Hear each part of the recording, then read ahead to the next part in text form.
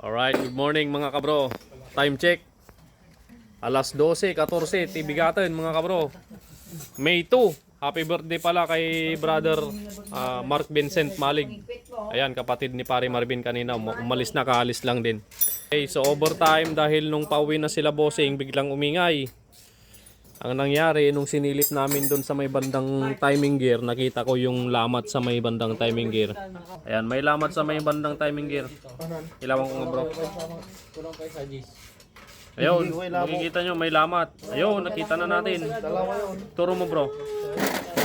Ayan, may lamat. So nakakain siya ng matigas na bakal kasi kanina. Nung naisalpak na yung head, nag-retread sila brother Pern. Diyan, siguro may nakaligtas, may nakatakas na nalaglag. Ayan, kapartner niya, ayan, may tama din dyan, oh. Ayan. Kaya umingay nung pauwi na sila, siguro umagos na yung langis, umakyat na at nalaglag.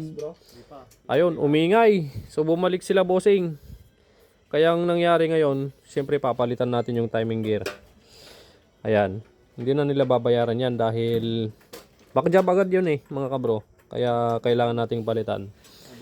Abono. Abono yung mga nag-retread. 200. Libre na yung retread.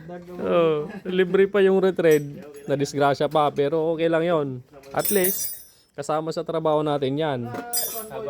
Wala tayong dapat sisihin dyan. Hindi naman natin sinasadya. Okay? Ayan, good morning mga kabro. Pasensya na kayo dyan ha, boss madam. Ayan, sila bossing from Bayambang Pangasinan pa yun. Nasa duyan sila mga kabro. Okay. O shout out, team Karubo. Oh, team ka bro. Overtime. Matutulog pa ba tayo? Si Kuya Noli, matutulog pa? Hindi na. Mga kabro, mandar na. So tapos na. Smooth na ulit. Uwi na sila bossing ng sa Bayambang Pangasinan. Boss. Salamat ha. Ingat sa pag-uwi. Ayun sila bossing. Eh si madam ayun. Pinantok na. Pasensya na sa bala mga boss, madam. Ingat sa pag-uwi.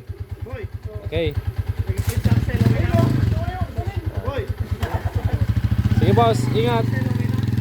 May konting pusa lang yung panggilid niya. Sa susunod papapalitan na ni bossing yon. Okay. Ayan, linis. Sa wakas makakapagpahinga ng team ka bro.